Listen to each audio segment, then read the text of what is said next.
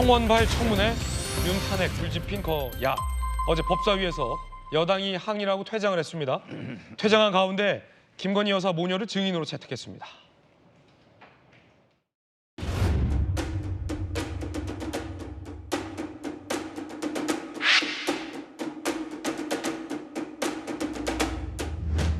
국회법 제71조에 따라 토론 종결 동의가 의제로 성립되었고, 이에 대하여 국회법 108조에 따라 토론을 하지 않고 표결할 것을 선포합니다. 회의장에 계신 의원님은 모두 말씀드립니다. 앉으세요. 앉으세요. 앉으세요. 앉으세요. 앉기 싫으면 계속 서 있어요. 계속 서 계세요. 2024년 7월 19일과 26일에 실시되는 청문회에 필요한 증인 등의 출석을 요구하기 위한 것입니다. 증인 참고인 명단과 관련하여 의견 있으신 위원님 계십니까? 임성근 전 해병대 1사단장, 이종섭 전 국방부 장관, 김건희 여사 등 총 39인의 증인과 7명의 참고인에 대하여 출석 요구를 하고자 하는데 이의 있으십니까? 이의가 없으므로 가결되었음을 선포합니다. 토론 없이 표결에 들어갔고 여당이 항의를 했지만 소용은 없었습니다. 서 있든 앉아 있든 정청래 위원장은 신경 쓰지 않았습니다. 결국 여당 의원들이 퇴장한 채 김 여사 모녀를 증인으로 채택했습니다. 그런데 탄핵 청원이 많다. 그렇기 때문에 탄핵 청문회를 하겠다라는 건데요. 탄핵 청원 사유가 황당하다. 이런 지적도 있습니다. 함께 보시죠. 여러 가지 중에서 대북 확성기를 제기했다. 그래서 전쟁 위기를 조장했다라는 항목도 들어가 있어서 오늘 중앙신문에서 논란이 일고 있습니다. 북한의 도발로 인해서 대북 확성기를 틀었다고 탄핵의 사유가 된다라며 탄핵 청원 사유에 포함이 돼 있는 겁니다. 이런 여론 의견 등등 대북 확성기, 글쎄요. 여러분은 어떻게 생각하십니까? 정영진 변호사님. 네네.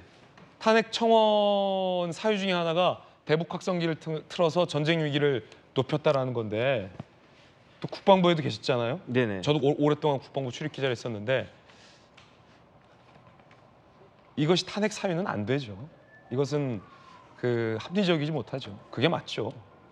그런데 법대로만 따지면 이게 청원이라고 할 수는 있단 말이죠. 그러니까 청원이 뭐냐면 대단한 게 아니고 저 같은 일반 국민들이 국가기관에 대해서 일정한 의견이나 희망을 진술하는 거를 청원이라고 하는데, 그 사이에 국회법이 바뀌었고 국회법이 바뀌어가지고 국회 청원 심사 규칙이 바뀌어가지고 국민동의 청원이라는 게 생겼어요. 그게 뭐냐면은 이제 청원서가 공개된 날로부터 30일 이내에 5만 명만 찬성하면 이게 국민동의 청원으로 접수된 것으로 보게 돼가지고 어떻게 되냐면 국회의장이 그 접수된 청원을 소관위원회에 회부해가지고 심사하게 만들 수 있다는 이야기고요. 그래서 지금 우원식 국회의장이 저 청원을 접수해서 어디다 보냈느냐? 법사위에 보낸 거예요. 그러니까 법사위원장 정청래 위원장이 저런 식으로 이제 마음대로 하면서 이제 위원회 성립이 됐다. 그러니까 이 청원과 관련해가지고 청문회 하겠다. 청문회 증인들 누구 쫙 하겠다. 누가 봐도 이거는 제가 봤을 때 겉으로 보기에는 탄핵과 관련된, 대통령 탄핵과 관련된 청문으로 보이지만 제 눈엔 어떻게 읽히느냐?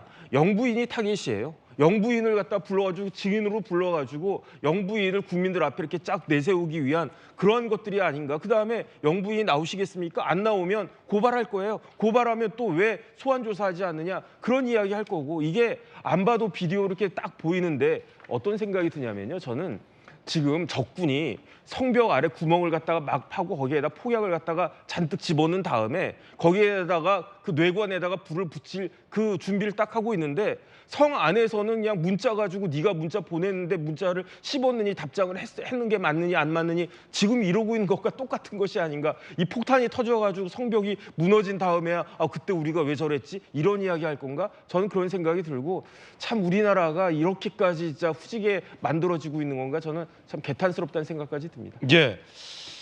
청원이 136만 명을 넘어섰다라는 보도가 있었고요. 그렇기 때문에 탄핵 청문회를 열겠다라는 건데, 그 청원 사유 중에 하나가 보셨던 것처럼 대북 확성기를 제기했다라는 겁니다. 그런데 아무리 청원 수가 많다 하더라도 문재인 전 대통령 탄핵 청원 숫자보다 많지 않습니다. 그때 당시 146만 명이었습니다.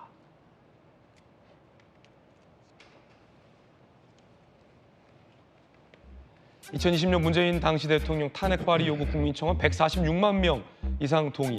법사위 회부했으나 국회 회기 만료로 폐기됐습니다. 현재는 133만 명 이상이 윤 대통령에 대해서는 동의하고 있습니다. 146명 청원 때도 안 했다라는 겁니다. 자, 그래서 여당에서 문재인 대통령 146만 명 탄핵 청원이 있었는데 청문회 왜 안 했느냐라고 묻자 정청래 법사위원장은 그때 국회 법사위가 직무유기한 것이다라고 답변을 했습니다. 박수현 의원님 어떻게 보십니까? 이 문제는 우리 조기현 변호사님이 답변을 좀 먼저 하시는 게 좋지 않을까. 조기현 변호사님. 예, 사실관계를 좀 확인할 필요가 그러세요. 있는데요. 146만 명은 청와대 국민청원이었을 겁니다. 그리고 국회 동의청원은 20만 명이었기 때문에 회부 요건은 됐어요. 근데 그 당시가 총선 직전이었지 않습니까? 그러니까 3월에 있었고 그 청원의 내용도 구체적인 적어도 지금 제기된 청원 수준의 위법이나 위헌의 내용 이런 내용이 아니었습니다. 그때 뭐 이 코로나 때문에 중국에서 입국을 막아야 되는데 그걸 왜 안 하느냐, 또 마스크 공급이 되지 않느냐 해서 정부에 대한 민원과 불만 이런 내용이었거든요. 그래서 심사 검토할 사안이 아니라고 봤기 때문에 국회에서 다루지 않은 거고요. 만약에 정말 이게 탄핵에 이를 정도, 그게 아니더라도 검토는 해야 될 정도였다고 하면 당시 국민의힘이 가만히 있었겠어요? 아무것도 안 하고 총선에만 다 몰입하고 있을 때예요. 그러니까 지금 정청래 위원장이 얘기한 것처럼 뭐 안 한 것은 맞는데 그것의 문제를 지적한다고 하면 그럼 국회 직무유기로 봐야 되지. 뭐 지금 와가지고 이제 그걸 같이 동일선상에서 비교할 문제냐 이렇게 비판할 수 있는 거죠. 그래서 예. 지금 이제 앵커께서 애초에 이제 질문하셨던 이제 대북 확성기를 튼 것이 탄핵 사유가 되느냐라는 그 주제에 출발해서 예. 짧게 붙이면 그렇습니다. 저는 자업자득이라는 생각이 드는데요. 지금 뭐 일반 국민께서 이제 청원을 하셨기 때문에 전문적으로 하신 건 아닐 테고요. 그래서 각자 다 어떤 이견이 제기될 수 있는데 그러나 그렇다 하더라도 저런 문제들에 대해서 지금 그 여권 핵심부가 또 대통령실이 이 국민적 의혹이 이렇게 막 쌓여가는데 이 문제를 대하는 태도가 과연 옳은 것이냐라고 하는 것에 대해서 굉장히 불만의 에너지가 좀 쌓여 있는 건 맞지요.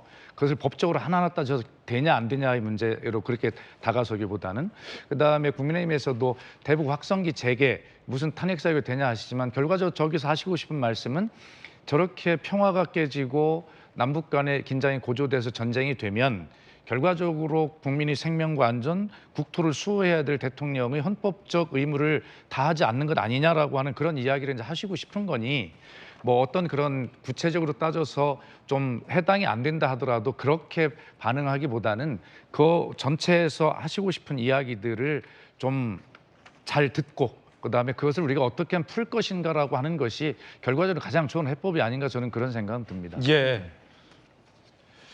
오늘 주요 조간 신문들에서는 과연 어떻게 보고 있을까요? 이 사설들도 좀 제가 한번 모아봤습니다. 함께 보시죠. 동아일보 국민청원으로 윤 탄핵 청문회 연다는 야 듣도 보도 못한 예. 조선일보 이유도 없는 대통령 탄핵 청문회 탄핵을 정치 장난처럼. 한국일보 민주당의 탄핵 청문회 무턱대고 대통령 쫓아내겠다는 건가. 경향신문 말만 앞서가는 국회 탄핵 소추 청문회 과유불급이다. 소위 진보 성향의 매체들도 야당을 비판하고 있습니다. 국민일보 결국 대통령 탄핵 국회 의제 올린 민주당 이성을 잃었다.